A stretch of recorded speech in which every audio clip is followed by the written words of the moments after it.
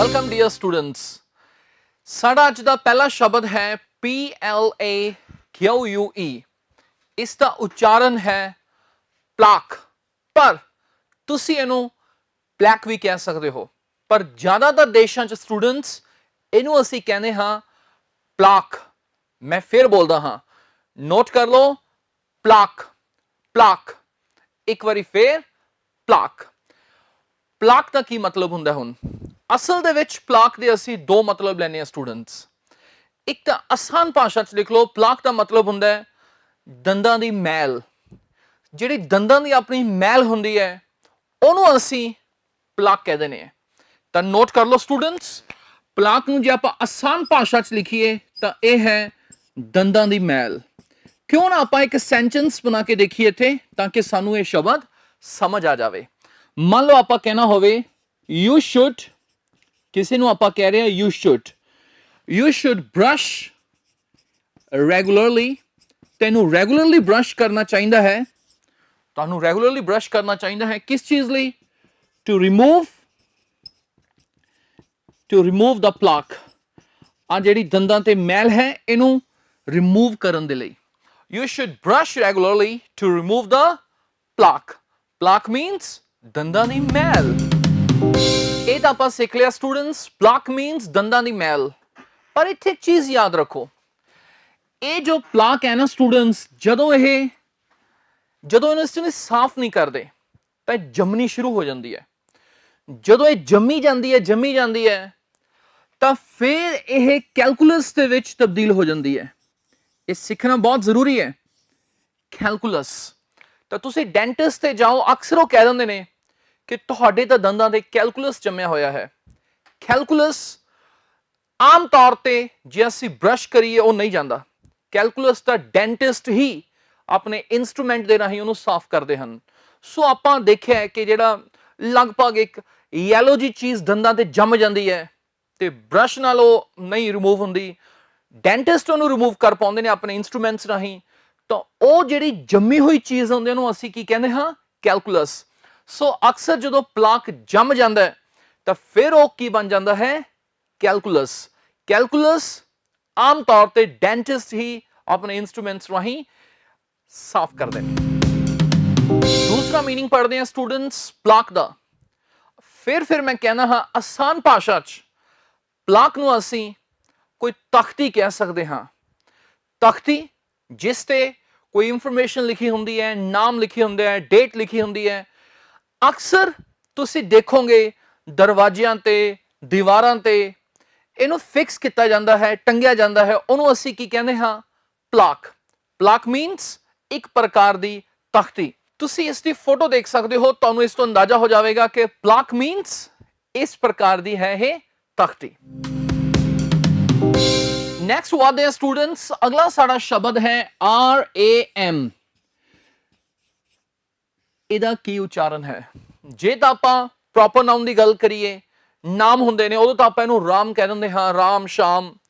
ਪਰ ਇੰਗਲਿਸ਼ ਦਾ ਵਰਡ ਹੈ, ਇਹਦਾ ਮਤਲਬ ਹੁੰਦਾ ਹੈ ਵਿੱਚ ਵੱਜਣਾ, ਟਕਰਾਉਣਾ ਕਿਸੇ ਨਾਲ, ਵਿੱਚ ਵੱਜਣਾ। ਜਦੋਂ ਇਹਨੂੰ ਅਸੀਂ ਐਜ਼ ਅ ਵਰਬ ਯੂਜ਼ ਕਰਦੇ ਹਾਂ, ਇਹਦਾ ਮਤਲਬ ਹੁੰਦਾ ਹੈ ਵਿੱਚ ਵੱਜਣਾ। ਉਸ ਸਮੇਂ ਅਸੀਂ ਇਹਨੂੰ ਰਾਮ ਨਹੀਂ ਕਹਿੰਦੇ, ਅਸੀਂ ਇਹਨੂੰ ਕਹਿੰਦੇ ਹਾਂ ਰੈਮ। ਬੋਲ ਕੇ ਦਿਖਾਓ ਕੀ ਹੈ ਸਟੂਡੈਂਟਸ? ਰੈਮ। ਠੀਕ ਹੈ, ਇਹਦੇ ਮਤਲਬ ਹੁੰਦੇ ਨੇ ਹੋਰ ਵੀ, ਮੈਂ ਇੱਕ ਵਾਰ ਇਹਦਾ ਮਤਲਬ ਇਹ ਦੱਸ ਰਿਹਾ ਹਾਂ। ਰੈਮ ਮੀਨਸ ਵਿੱਚ ਵੱਜਣਾ। ਮੰਨ ਲਓ ਆਪਾਂ ਕਹਿਣਾ ਹੋਵੇ the car rammed into the truck। it means car truck ਦੇ ਵਿੱਚ ਵੱਜੀ, ਟਰੱਕ ਨਾਲ ਟਕਰਾ ਗਈ। ਰੈਮ ਦੀ ਸੈਕਿੰਡ ਫਾਰਮ rammed ਤੇ M ਨੂੰ ਅਸੀਂ ਦੋ ਵਾਰੀ ਲਿਖਾਂਗੇ। Number 3 is ALIAS। ਹਾਂਜੀ, ਦੱਸੋ ਇਹਦਾ मीनिंग ਕੀ ਹੈ? ਕੀ ਬੋਲਾਂਗੇ ਇਹਨੂੰ ਸਟੂਡੈਂਟਸ ਆਪਾਂ? ਇਹਦਾ ਉਚਾਰਨ ਹੈ ਏਲੀਅਸ। ਜੀ ਏਲੀਅਸ ਦਾ ਮਤਲਬ ਹੁੰਦਾ ਹੈ ਉਰਫ। ਉਰਫ ਮੀਨਸ ਉਹਦਾ ਦੂਸਰਾ ਨਾਮ ਇਹ ਹੈ। ਆਓ ਆਪਾਂ ਐਗਜ਼ਾਮਪਲ ਲਈਏ। ਮੰਨ ਲਓ ਆਪਣੇ ਕੋਲ ਇੱਕ ਐਗਜ਼ਾਮਪਲ ਹੈ ਕੋਈ ਵੀ, ਆਪਾਂ ਕਹਿਣਾ ਹੋਵੇ Rajinder alias Raju. It means Rajinder ਜਿਹਦਾ ਦੂਸਰਾ ਨਾਮ ਰਾਜੂ ਹੈ।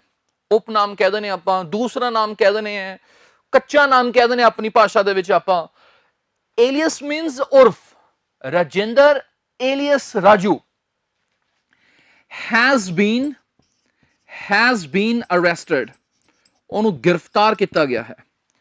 ਸੋ ਏਲੀਅਸ ਦਾ ਮਤਲਬ ਹੁੰਦਾ ਸਟੂਡੈਂਟਸ ਉਰਫ। ਉਰਫ ਮੀਨਸ ਸਮਝਦੇ ਆਪਾਂ ਵੀ ਉਹਦਾ ਦੂਸਰਾ ਨਾਮ ਇਹ ਹੈ, ਕੱਚਾ ਨਾਮ ਇਹ ਹੈ। ਤਾਂ ਸੈਂਟੈਂਸ ਬੋਲ ਕੇ ਦਿਖਾਓ, Rajinder alias Raju has been arrested. Next is students CHASSIS.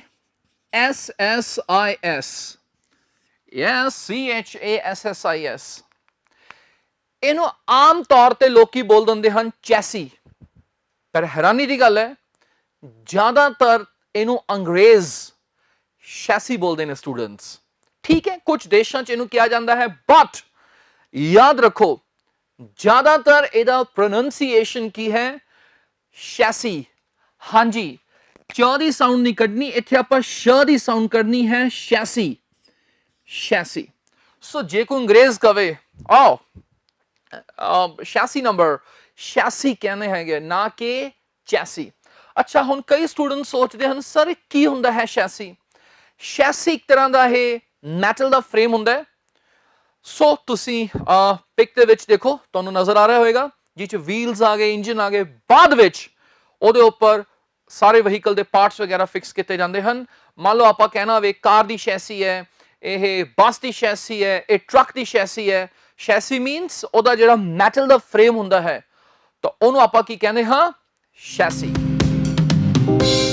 Next word is MARIJUANA. ਇਹਨੂੰ ਬਹੁਤ ਸਾਰੇ ਲੋਕੀ ਬੋਲਦੇ ਹਨ ਮੈਰੀਜਵਾਨਾ। ਪਹਿਲੀ ਗੱਲ ਤਾਂ ਸਟੂਡੈਂਟਸ ਇਹ ਇੱਕ ਪ੍ਰਕਾਰ ਦਾ ਨਸ਼ਾ ਹੈ, ਇੱਕ ਪ੍ਰਕਾਰ ਦਾ ਨਸ਼ਾ ਇਹ। ਪਰ ਇਹਨੂੰ ਜੋ ਅਸੀਂ ਕਹਿਣਾ ਹੈ ਉਹ ਅਸੀਂ ਮੈਰੀਜਵਾਨਾ ਨਹੀਂ ਕਹਿਣਾ। ਇਹਦੇ ਵਿੱਚ ਆ ਜੋ ਜੇ ਹੈ ਇਹਨੂੰ ਅਸੀਂ ਨਹੀਂ ਬੋਲਣਾ, ਸਗੋਂ ਇੱਥੇ ਅਸੀਂ ਵਾਵੇ ਦੀ ਸਾਊਂਡ ਕਰਨੀ ਹੈ ਲਗਭਗ। ਕੁੱਲ ਮਿਲਾ ਕੇ ਮੈਂ ਬੋਲ ਕੇ ਦਿਖਾਉਣਾ ਕੀ ਹੈ ਇਹ ਹੈ ਮੈਰੀਜਵਾਨਾ। ਮੈਰੀਜਵਾਨਾ। ਮੈਂ ਫਿਰ ਬੋਲਦਾ ਹਾਂ, ਧਿਆਨ ਨਾਲ ਸੁਣ ਲਓ। ਮੈਰੀਜਵਾਨਾ ਮਤਲਬ ਜਿਵੇਂ ਆਪਾਂ ਵਾਣਾ ਕਹਿੰਦੇ ਆ, ਵਾਣਾ ਵਾਵੇ ਦੀ ਸਾਊਂਡ ਆਉਂਦੀ ਹੈ ਉੱਥੇ। ਮੈਰੀਜਵਾਨਾ। ਇੱਕ ਵਾਰੀ ਫਿਰ ਬੋਲਾਂ, ਮੈਰੀਜਵਾਨਾ। ਮੈਰੀਜਵਾਨਾ ਮੀਨਸ ਇਹ ਇੱਕ ਪ੍ਰਕਾਰ ਦਾ ਸਟੂਡੈਂਟਸ ਨਸ਼ਾ ਹੈ। ਤਾਂ ਤੁਸੀਂ ਪਿਕ ਦੇ ਵਿੱਚ ਦੇਖੋ, ਇਹ ਇਹਨਾਂ ਪਲਾਂਟਸ ਤੋਂ ਅਕਸਰ ਬਣਾਇਆ ਜਾਂਦਾ ਹੈ, ਤੈਨੂੰ ਆਪਾਂ ਕੀ ਬੋਲਾਂਗੇ? ਮੈਰੀਜਵਾਨਾ। ਤਾਂ ਵਧਦੇ ਹਾਂ ਸਟੂਡੈਂਟਸ ਸਪੋਕਨ ਇੰਗਲਿਸ਼ ਵਰਡਸ ਦੇ ਵੱਲ। ਅੱਜ ਆਪਾਂ ਉਹ ਫਰੇਜ਼ਸ ਕਰਾਂਗੇ ਜੋ ਕਿ ਸਪੋਕਨ ਇੰਗਲਿਸ਼ ਦੇ ਵਿੱਚ ਬਹੁਤ ਜ਼ਿਆਦਾ ਇੰਪੋਰਟੈਂਟ ਹਨ। ਆਓ ਕਰੀਏ ਸਟੂਡੈਂਟਸ। ਸਾਡੀ ਪਹਿਲੀ ਫਰੇਜ਼ ਹੈ ਬਿਗਵਿਗ।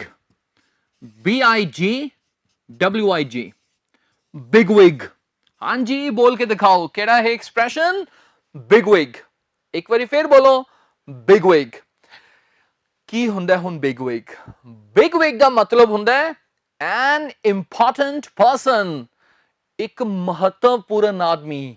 ਆਓ ਆਪਾਂ ਲਿਖੀਏ ਸਟੂਡੈਂਟਸ ਇੱਥੇ ਐਨ ਇੰਪੋਰਟੈਂਟ ਪਰਸਨ। ਸੋ ਜਿਹੜਾ ਇੱਕ ਮਹੱਤਵਪੂਰਨ ਆਦਮੀ ਹੁੰਦਾ ਹੈ, ਮਹੱਤਵਪੂਰਨ ਵਿਅਕਤੀ ਹੁੰਦਾ ਹੈ, ਉਹਨੂੰ ਆਪਾਂ ਇੰਗਲਿਸ਼ ਦੇ ਵਿੱਚ ਬਿਗਵਿਗ ਕਹਿੰਦੇ ਹਾਂ। ਤੇ ਐਗਜ਼ਾਮਪਲ ਤਾਂ ਆਪਾਂ ਨੂੰ ਸਟੂਡੈਂਟਸ ਕਰਨੀ ਪਏਗੀ, ਨਹੀਂ ਤਾਂ ਸਾਨੂੰ ਸਮਝ ਨਹੀਂ ਆਏਗਾ। ਮੰਨ ਲਓ ਆਪਾਂ ਕਹਿਣਾ ਹੋਵੇ ਯਾਰ ਮੀਟਿੰਗ ਦੇ ਵਿੱਚ ਨਾ ਕੰਪਨੀ ਦੇ ਬੜੇ ਮਹੱਤਵਪੂਰਨ ਵਿਅਕਤੀ ਆਏ ਸੀ, ਵੱਡੇ ਵੱਡੇ ਵਿਅਕਤੀ ਆਏ ਸੀ ਕੰਪਨੀ ਦੇ ਉੱਤੇ। ਤਾਂ ਆਓ ਆਪਾਂ ਲਿਖੀਏ ਇੱਥੇ, ਤਾਂ ਆਪਾਂ ਇਹ ਕਵਾਂਗੇ ਮੈਨੀ bigwigs of the company. Many bigwigs of the company. Many bigwigs of the company. ਚਲੋ ਇਹ ਲਿਖ ਲੈਨੇ ਆਪਾਂ were present in the meeting. ਉਹ ਮੀਟਿੰਗ ਦੇ ਵਿੱਚ ਪ੍ਰੈਜ਼ੈਂਟ ਸੀਗੇ।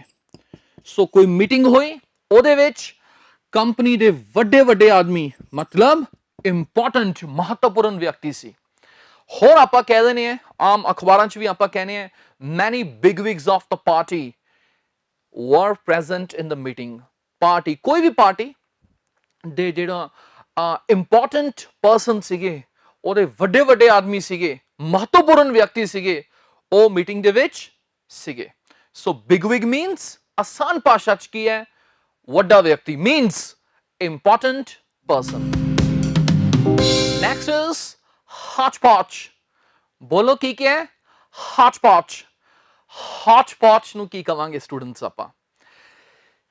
ਬੜੇ ਸਿੰਪਲ ਵਰਡਸ ਦੇ ਵਿੱਚ ਮੈਂ ਇੱਥੇ ਲਿਖਦਾ ਨੇ hodgepodge ਦਾ ਮਤਲਬ ਕੀ ਹੁੰਦਾ ਹੈ ਮਿਕਸਚਰ ਆਫ ਥਿੰਗਸ, ਚੀਜ਼ਾਂ ਦਾ ਮਿਕਸਚਰ, ਮਿਸ਼ਰਣ, ਵਿਦਆਊਟ ਆਰਡਰ, ਬਿਨਾਂ ਕਿਸੇ ਤਰਤੀਬ ਤੋਂ। hodgepodge ਬੜੀ ਪੰਜਾਬੀ ਚ ਆਪਾਂ ਸਿੰਪਲ ਭਾਸ਼ਾ ਚ ਗੱਲ ਕਰੀਏ ਤਾਂ ਕਾਲਾ ਮਾਲਾ ਕਹਿ ਦਿੰਦੇ ਆਪਾਂ। ਜਿਵੇਂ ਐਗਜ਼ਾਮਪਲ ਲੈਣੇ ਆ, ਮੰਨ ਲਓ ਕਿਸੇ ਨੇ ਕੋਈ ਐਸੇ ਲਿਖ ਕੇ ਦਿਖਾਇਆ ਮੈਨੂੰ ਤੇ ਮੈਂ ਉਹਨੂੰ ਇਹ ਕਹਿਣਾ ਹੈ ਯਾਰ ਤੇਰਾ ਐਸੇ ਦੇ ਵਿੱਚ ਨਾ ਆਈਡੀਆਜ਼ ਦਾ ਤੈਨੇ hodgepodge ਕਰ ਰੱਖਿਆ ਹੈ, ਮਤਲਬ ਬਿਲਕੁਲ ਹੀ ਕਾਲਾ ਮਾਲਾ ਕਰ ਰੱਖਿਆ ਆਈਡੀਆਜ਼ ਦਾ, ਮੈਨੂੰ ਸਮਝ ਹੀ ਨਹੀਂ ਆ ਰਿਹਾ ਤੂੰ ਕਹਿਣਾ ਕੀ ਜਾ ਰਿਹਾ ਹੈ। ਇੰਪੋਰਟੈਂਟ ਗੱਲ ਬਿਲਕੁਲ ਲਾਸਟ ਤੇ ਲਿਖ ਰੱਖੀ ਹੈ, ਕੋਈ ਗੱਲ ਉਧਰ ਲਿਖ ਰੱਖੀ ਹੈ, ਉਹਦਾ ਆਨਸਰ ਪ੍ਰੋਪਰਲੀ ਨਹੀਂ ਦਿੱਤਾ, ਆਈਡੀਆਜ਼ ਦੀ ਖਿਚੜੀ ਬਣਾ ਰੱਖੀ ਹੈ ਜਿਹਨੂੰ ਆਪਾਂ ਕਹਿ ਦਿੰਦੇ ਆ। ਤਾਂ ਆਓ ਆਪਾਂ ਇੱਥੇ ਇੱਕ ਸੈਂਟੈਂਸ ਲਿਖੀਏ ਤਾਂ ਮੈਂ ਕਹਿ ਸਕਦਾ ਦਿਸ ਐਸੇ, ਐਸੇ ਮੀਨਸ ਲੇਖ, ਇੱਥੇ ਦਿਸ ਐਸੇ is a hodgepodge of ideas. This essay is a hodgepodge of ideas. This essay is a hodgepodge of ideas. ਜਿਵੇਂ ਆਪਾਂ hodgepodge ਪੜਿਆ ਵਰਡ ਸਟੂਡੈਂਟਸ, ਇਸੇ ਤਰ੍ਹਾਂ ਇੱਕ ਐਕਸਪ੍ਰੈਸ਼ਨ ਹੈ, ਇੱਕ ਫਰੇਜ਼ ਹੈ mishmash, ਲਗਭਗ ਉਸੇ ਤਰ੍ਹਾਂ ਹੈ। mishmash ਦਾ ਮਤਲਬ ਵੀ ਹੁੰਦਾ ਹੈ ਖਿਚੜੀ, ਦਲੀਆ, ਕਿਸੇ ਵੀ ਚੀਜ਼ ਦਾ ਮਿਕਸਚਰ ਬਿਨਾਂ ਕਿਸੇ ਤਰਤੀਬ ਤੋਂ। ਮੰਨ ਲਓ ਆਪਾਂ ਕਹਿਣਾ ਹੋਵੇ ਉਹੀ ਸੈਂਟੈਂਸ, ਜਾਂ ਚਲੋ ਆਪਾਂ ਥੋੜਾ ਬਦਲ ਦਿੰਦੇ, ਆਪਾਂ ਕਹਿਣਾ ਵੀ this movie is a mishmash of, this movie is a mishmash of present and past. ਇਹ ਜੋ ਮੂਵੀ ਹੈ ਪ੍ਰੈਜ਼ੈਂਟ ਤੇ ਪਾਸਟ ਦਾ ਮਿਸ਼ਮੈਸ਼ ਕਰ ਰੱਖਿਆ ਇਹਦੇ ਵਿੱਚ।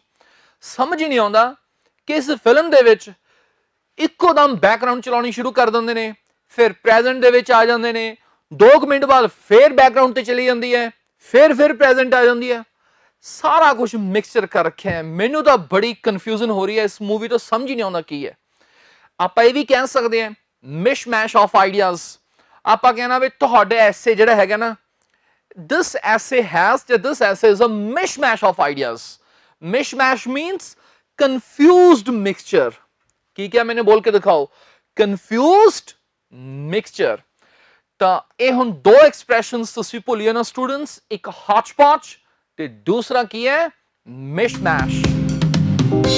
So next phrase is fuddy duddy। ਕੀ ਕਿਹਾ fuddy duddy। fuddy duddy ਦਾ ਮਤਲਬ ਹੁੰਦਾ ਸਟੂਡੈਂਟਸ, ਆਸਾਨ ਭਾਸ਼ਾ ਚ ਕਹਾਂ ਤਾਂ ਮੈਂ old fashioned। ਲਿਖ ਲਓ ਇੱਥੇ old fashioned। ਕਿਸੇ ਨੂੰ ਜਦੋਂ ਆਪਾਂ ਫੜੀ ਡੜੀ ਕਹਿੰਦੇ ਹਾਂ ਤਾਂ ਇਹ ਚੰਗਾ ਨਹੀਂ ਸਮਝਿਆ ਜਾਂਦਾ ਹੈ। ਜਦੋਂ ਆਪਾਂ ਕਈ ਵਾਰ ਕਹਿਣਾ ਹੋਵੇ ਯਾਰ ਮੈਨੂੰ ਨਾ ਉਹਦੇ ਆ ਪੁਰਾਣੇ ਜਿਹੇ ਖਿਆਲਾਤ ਜਮਾ ਨਹੀਂ ਪਸੰਦ ਹੈਗੇ, I don't like his fuddy duddy views, I don't like his fuddy duddy ideas। ਆ ਆਪਣੇ ਫੜੀ ਡੜੀ ਆਈਡੀਆਜ਼ ਆਪਣੇ ਕੋਲੇ ਰੱਖ। ਫੜੀ ਡੜੀ ਮੀਨਸ ਪੁਰਾਣੇ ਜ਼ਮਾਨੇ ਦੇ ਪੁਰਾਣੇ ਜੇ, ਉਹਨੂੰ ਆਪਾਂ ਫੜੀ ਡੜੀ ਕਹਿੰਦੇ ਹਾਂ। ਜਿਵੇਂ ਕਿ ਇੱਕ ਸੈਂਟੈਂਸ ਲਿਖ ਲੈਣਾ students, I don't like his fuddy duddy views, I don't like his fuddy duddy views। ਮੈਨੂੰ ਉਹਦੇ ਫੜੀ ਡੜੀ ਵਿਊਜ਼ ਪਸੰਦ ਨਹੀਂ ਹਨ। ਅਕਸਰ ਕਿਹਾ ਜਾਂਦਾ ਹੈ, ਮੰਨ ਲਓ ਕਿਸੇ ਨੇ ਕਿਹਾ ਯਾਰ his grandfather has fuddy duddy views, ਉਹਦੇ ਜੋ ਦਾਦਾ ਜੀ ਹਨ ਉਹਨਾਂ ਦੇ ਖਿਆਲ ਬੜੇ ਹੀ ਪੁਰਾਣੇ ਹਨ, ਪੁਰਾਣੀ ਸੋਚ ਦੇ ਉਹ ਮਾਲਕ ਹਨ, ਪੁਰਾਣੇ ਖਿਆਲ ਹਨ ਉਹਨਾਂ ਦੇ। ਸੋ ਆਪਾਂ ਯਾਦ ਰੱਖਣਾ ਹੈ ਐਕਸਪ੍ਰੈਸ਼ਨ ਕਿਹੜਾ students, fuddy duddy. Fuddy duddy means old fashioned। Next is hanky panky. ਇਹ ਹੈਂਕੀ ਉਹ ਨਹੀਂ ਹੈ ਜਿਹਨੂੰ ਆਪਾਂ ਰੁਮਾਲ ਕਹਿ ਦਿੰਦੇ ਹਾਂ ਸਟੂਡੈਂਟਸ, ਐਕਸਪ੍ਰੈਸ਼ਨ ਹੈ ਇਹ ਫਰੇਜ਼, ਬੋਲ ਕੇ ਦਿਖਾਓ ਹੈਂਕੀ ਪੈਂਕੀ। ਪਹਿਲਾਂ ਦਾ ਮੀਨਿੰਗ ਲਿਖ ਲਈਏ ਫਿਰ ਆਪਾਂ ਸਮਝਦੇ ਹਾਂ। ਹੈਂਕੀ ਪੈਂਕੀ ਦਾ ਮਤਲਬ ਧੋਖੇਬਾਜ਼ੀ, ਦਗਾਬਾਜ਼ੀ, ਕੋਈ ਬੇਈਮਾਨੀ ਵਾਲਾ ਕੰਮ। ਲਿਖ ਲਓ, ਮੈਂ ਲਿਖਵਾ ਦੇਣਾ ਇੱਥੇ, ਲਿਖ ਲਓ ਧੋਖੇਬਾਜ਼ੀ। ਪਹਿਲਾਂ ਆਪਣੀ ਵਰਡਿੰਗ ਚ ਲਿਖ ਲਓ ਧੋਖੇਬਾਜ਼ੀ ਜਾਂ ਦਗਾਬਾਜ਼ੀ ਜਾਂ ਕੋਈ ਬੇਈਮਾਨੀ ਵਾਲਾ ਕੰਮ। ਲਿਖ ਲਿਆ? ਫਿਰ ਮੈਂ ਐਗਜ਼ਾਮਪਲ ਦਿੰਨਾ ਕਿਉਂਕਿ ਐਗਜ਼ਾਮਪਲ ਦੇ ਨਾਲ ਹੀ ਸਟੂਡੈਂਟ ਸਾਨੂੰ ਇਹ ਯਾਦ ਹੋਏਗਾ। ਧੋਖੇਬਾਜ਼ੀ, ਦਗਾਬਾਜ਼ੀ ਜਾਂ ਕੋਈ ਬੇਈਮਾਨੀ ਵਾਲਾ ਕੰਮ। ਹੁਣ ਮੈਂ ਐਗਜ਼ਾਮਪਲ ਦਿੰਨਾ।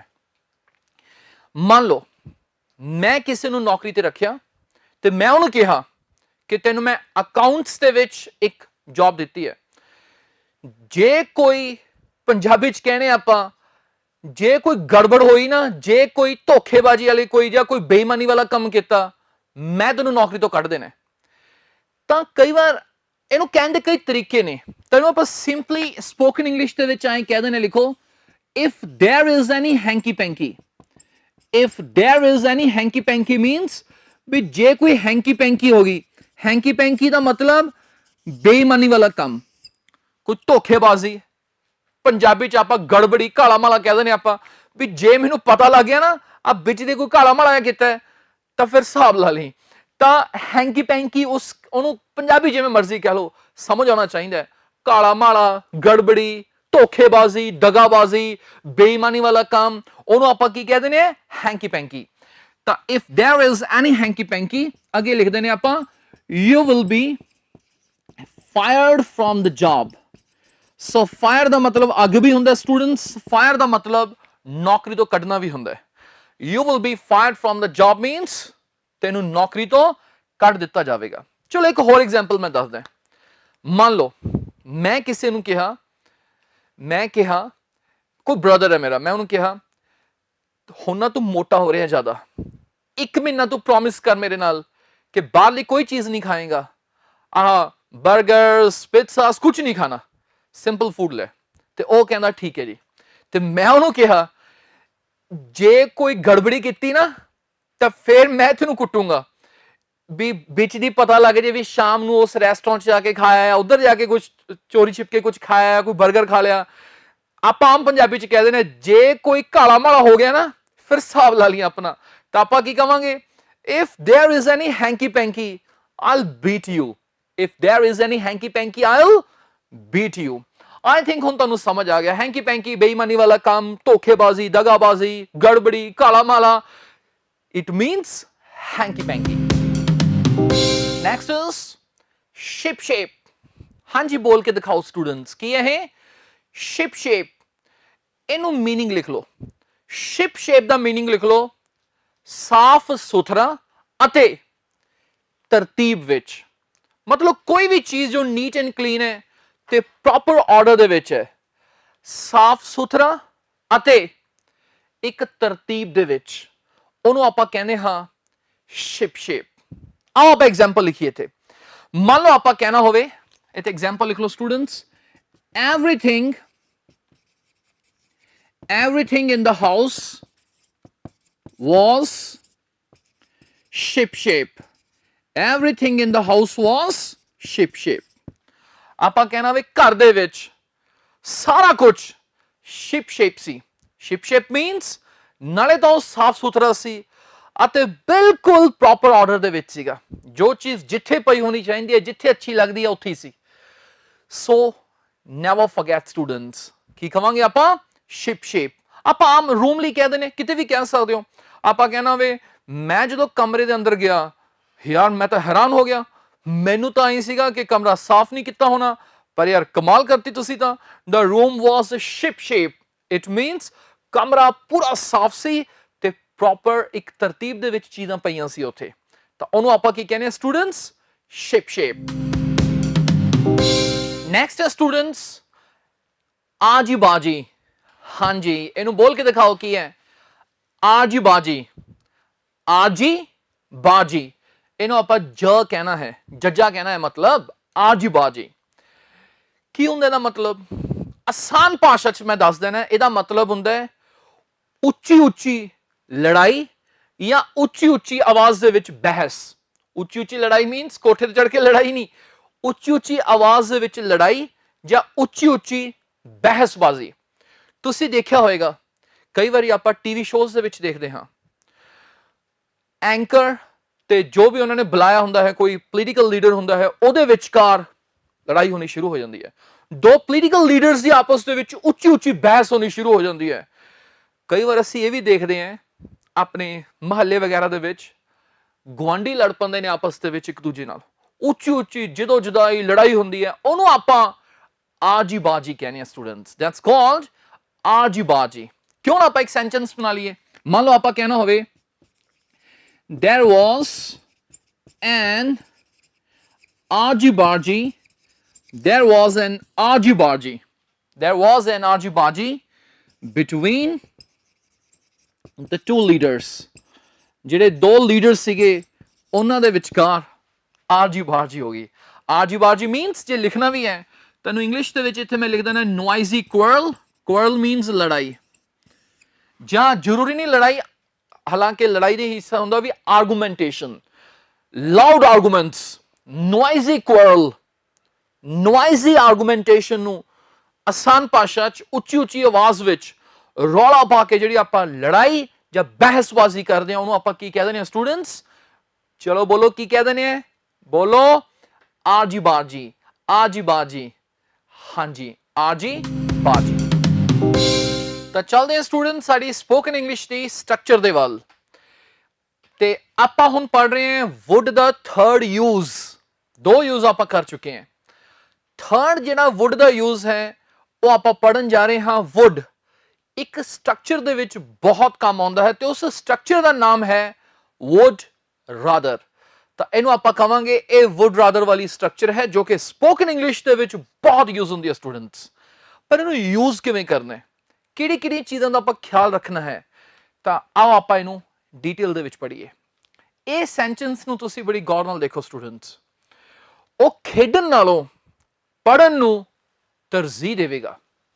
ਖੇਡਣ ਨਾਲੋਂ ਪੜ੍ਹਨ ਨੂੰ ਤਰਜੀਹ ਦੇਵੇਗਾ।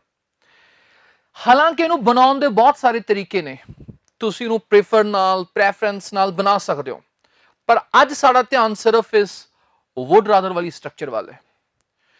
ਜਦੋਂ ਆਪਾਂ ਇਹ ਕਹਿਣਾ ਹੋਵੇ ਕਿ ਕੋਈ ਵਿਅਕਤੀ ਆਹ ਕੰਮ ਕਰਨ ਨਾਲੋਂ ਉਸ ਕੰਮ ਕਰਨ ਨੂੰ ਤਰਜੀਹ ਦੇਵੇਗਾ, ਇੱਥੇ ਕੰਪੈਰੀਜ਼ਨ ਹੋ ਰਿਹਾ ਹੈ ਦੋ ਵਰਬਸ ਦਾ। ਪ੍ਰੈਕਟਿਸ ਵੀ ਕਰਾਂਗੇ ਸਟੂਡੈਂਟਸ ਵੀ। ਆਹ ਕੰਮ ਕਰਨ ਨਾਲੋਂ ਉਸ ਕੰਮ ਕਰਨ ਨੂੰ ਤਰਜੀਹ ਦੇਵੇਗਾ, ਉਸ ਵਕਤ ਅਸੀਂ would rather use ਕਰਾਂਗੇ ਸਟੂਡੈਂਟਸ। ਆਓ ਬਣਾ ਕੇ ਦੇਖੀਏ ਸੈਂਟੈਂਸ। ਪਹਿਲਾਂ ਉਹ ਦੀ ਇੰਗਲਿਸ਼ ਆਪਾਂ ਲਿਖ ਦੇਵਾਂਗੇ ਹੀ। ਕਲੀਅਰ। ਉਸ ਤੋਂ ਬਾਅਦ ਅਸੀਂ ਲਿਖਾਂਗੇ ਇੱਥੇ would rather, he would rather। ਚਲੋ ਜੀ ਇਹ ਵੀ ਹੋ ਗਿਆ। ਇਸ ਤੋਂ ਬਾਅਦ ਸਾਨੂੰ ਪਤਾ ਹੀ ਅਸੀਂ ਫਸਟ ਫਾਰਮ ਲਿਖਾਂਗੇ। would ਤੋਂ ਬਾਅਦ would rather ਤੋਂ ਬਾਅਦ first form. he would rather means ਉਹ ਤਰਜੀਹ ਦੇਵੇਗਾ। ਕਿਹਨੂੰ ਤਰਜੀਹ ਦੇਵੇਗਾ? ਇੱਥੇ ਅਸੀਂ ਉਹ ਕਿਰਿਆ ਲਿਖਾਂਗੇ। ਖੇਡਣ ਨਾਲੋਂ ਪੜ੍ਹਨ ਨੂੰ, ਤਾਂ ਇੱਥੇ ਅਸੀਂ ਪੜ੍ਹਨ ਦੀ ਇੰਗਲਿਸ਼ ਲਿਖਾਂਗੇ study. he would rather study। ਕਾਹਦੇ ਨਾਲੋਂ? ਨਾਲੋਂ ਦੀ ਇੰਗਲਿਸ਼ ਅਸੀਂ ਇੱਥੇ ਲਿਖ ਦਿੱਤੀ ਸਟੂਡੈਂਟਸ than। ਖੇਡਣ ਨਾਲੋਂ। ਹੁਣ ਇਸ ਤੋਂ ਬਾਅਦ ਅਸੀਂ ਲਿਖ ਦਿੱਤਾ ਇੱਥੇ play। ਸੋ ਇੱਥੇ would ਤੋਂ ਬਾਅਦ, would rather ਤੋਂ ਬਾਅਦ ਅਸੀਂ ਹਮੇਸ਼ਾ ਫਸਟ ਫਾਰਮ ਦਾ ਇਸਤੇਮਾਲ ਕਰਨਾ ਸਟੂਡੈਂਟਸ। ਪਰ ਇੱਕ ਚੀਜ਼ ਯਾਦ ਰੱਖਣੀ ਹੈ, ਇਹ would rather ਵਾਲੀ ਸਟਰਕਚਰ ਅਸੀਂ ਦੋ ਵਰਬਸ ਦੇ ਕੰਪੈਰੀਜ਼ਨ ਕਰਨ ਲਈ ਅਸੀਂ ਯੂਜ਼ ਕਰਨੀ ਹੈ।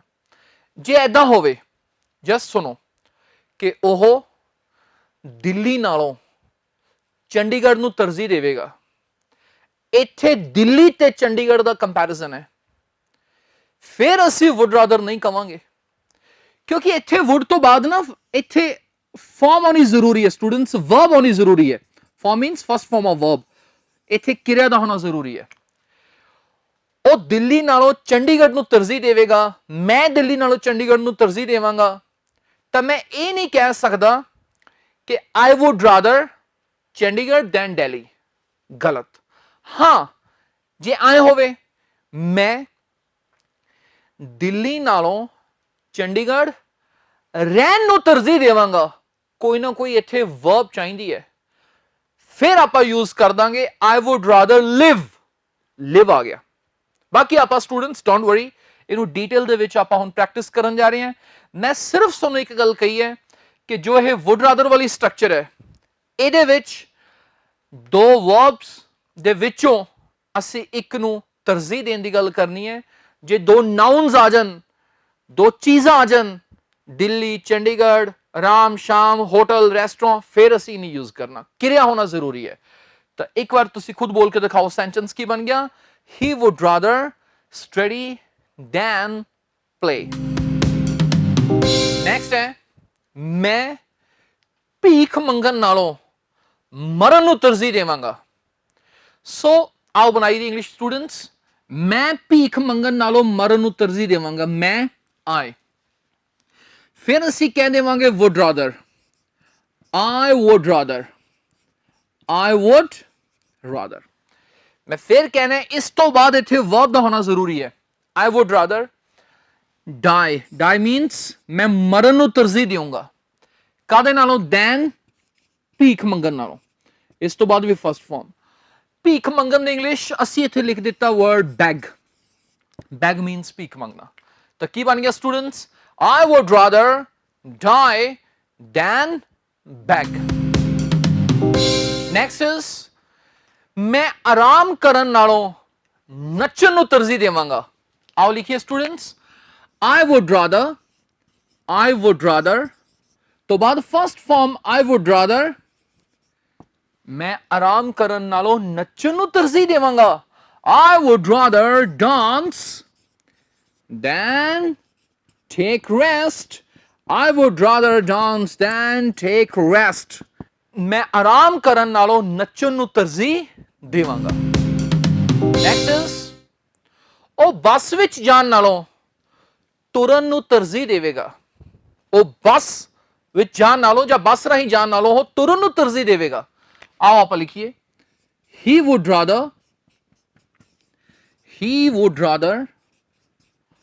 सिंपल है, he would rather, ठीक है। walk ਉਹ ਤੁਰਨ ਨੂੰ ਤਰਜੀਹ ਦੇਵੇਗਾ, ਕਾਹਦੇ ਨਾਲੋਂ? ਬੱਸ ਰਾਹੀਂ ਜਾਂ ਬੱਸ ਵਿੱਚ ਜਾਣ ਨਾਲੋਂ। then ਸਿੰਪਲੀ ਲਿਖਦੇ ਨੇ then go by bus, then go by bus। he would rather walk than go by bus। ਅਗਲਾ ਸੈਂਟੈਂਸ ਹੈ ਅਸੀਂ ਲੜਾਈ ਵਿੱਚ ਹਾਰਨ ਨਾਲੋਂ ਆਤਮ ਹੱਤਿਆ ਕਰਨ ਨੂੰ ਤਰਜੀਹ ਦੇਵਾਂਗੇ। ਅਸੀਂ ਲੜਾਈ ਵਿੱਚ ਹਾਰਨ ਨਾਲੋਂ ਆਤਮ ਹੱਤਿਆ ਕਰਨ ਨੂੰ ਤਰਜੀਹ ਦੇਵਾਂਗੇ। ਆਓ ਲਿਖੀਏ ਸਟੂਡੈਂਟਸ, we would rather। ਸੋ ਆਪਾਂ would ਦੀ ਪ੍ਰੈਕਟਿਸ ਕਰ ਰਹੇ ਹਾਂ ਸਟੂਡੈਂਟਸ, ਤਾਂ ਇੱਥੇ ਆਪਾਂ ਲਿਖ ਦਿੱਤਾ would rather। we would rather ਆਤਮ ਹੱਤਿਆ ਕਰਨ ਦੀ ਇੰਗਲਿਸ਼ ਆਪਾਂ ਇੱਥੇ ਕਹਿ ਦਿੰਦੇ commit suicide। commit suicide means ਆਤਮ ਹੱਤਿਆ ਕਰਨਾ। ਜਦੋਂ ਕੋਈ ਇਨਸਾਨ ਕੋਈ ਬੁਰਾ ਕੰਮ ਕਰਦਾ ਹੈ ਤਾਂ ਅਕਸਰ ਕਰਨ ਦੀ ਇੰਗਲਿਸ਼ ਅਸੀਂ do ਦੀ ਬਜਾਏ commit ਕਹਿ ਦਿੰਦੇ ਹਾਂ, ਜਿਵੇਂ ਕਿ commit crime, commit suicide। suicide ਨੂੰ ਵੀ ਮਾੜਾ ਹੀ ਕਿਹਾ ਜਾਂਦਾ ਹੈ। we would rather commit suicide than ਕਿਸ ਚੀਜ਼ ਨਾਲੋਂ? lose in the battle, than lose in the battle, ਲੜਾਈ ਵਿੱਚ ਹਾਰਨ ਨਾਲੋਂ। we would rather commit suicide than lose in the battle। next is ਉਹ ਕ੍ਰਿਕਟ ਖੇਡਣ ਨਾਲੋਂ ਹਾਕੀ ਖੇਡਣ ਨੂੰ ਤਰਜੀਹ ਦੇਣਗੇ। ਆਓ ਲਿਖੀਏ ਸਟੂਡੈਂਟਸ, they would rather ਤੋਂ ਬਾਅਦ ਫਸਟ ਫਾਰਮ ਇੱਥੇ ਸਾਨੂੰ verb ਹੋਣਾ ਜ਼ਰੂਰੀ ਹੈ students. they would rather play hockey than। ਅੱਛਾ ਇੱਕ ਚੀਜ਼ ਇੱਥੇ ਹੋਰ ਦੱਸ ਦੇਵਾਂ ਸਟੂਡੈਂਟਸ, ਜਿਵੇਂ ਇੱਥੇ play ਕਿਰਿਆ ਹੈ, play means ਖੇਡਣਾ, ਜੇ ਦੂਸਰੀ ਵਾਰ ਵੀ ਕਿਰਿਆ ਖੇਡਣਾ ਹੀ ਆ ਜਾਵੇ ਤਾਂ ਦੂਸਰੀ ਵਾਰ ਤੁਹਾਨੂੰ ਚਾਹੇ ਲਿਖਣ ਦੀ ਜ਼ਰੂਰਤ ਨਹੀਂ, ਸਿੱਧਾ ਇੱਥੇ ਕਹਿ ਲਓ than cricket। ਸੋ ਜੇ ਦੋਨੋਂ ਪਾਸੇ verb ਸੇਮ ਆ ਰਹੀ ਹੈ, ਤੁਹਾਨੂੰ ਪਹਿਲੀ ਸਾਈਡ ਤੁਸੀਂ ਲਿਖ ਦਿਓ, second time you need not write। they would rather play hockey than cricket। next is ਮੈਂ ਪੌਪ ਗੀਤ ਸੁਣਨ ਨਾਲੋਂ ਲੋਕ ਗੀਤ ਸੁਣਨ ਨੂੰ ਤਰਜੀਹ ਦੇਵਾਂਗਾ। ਆਓ ਲਿਖੀਏ I would rather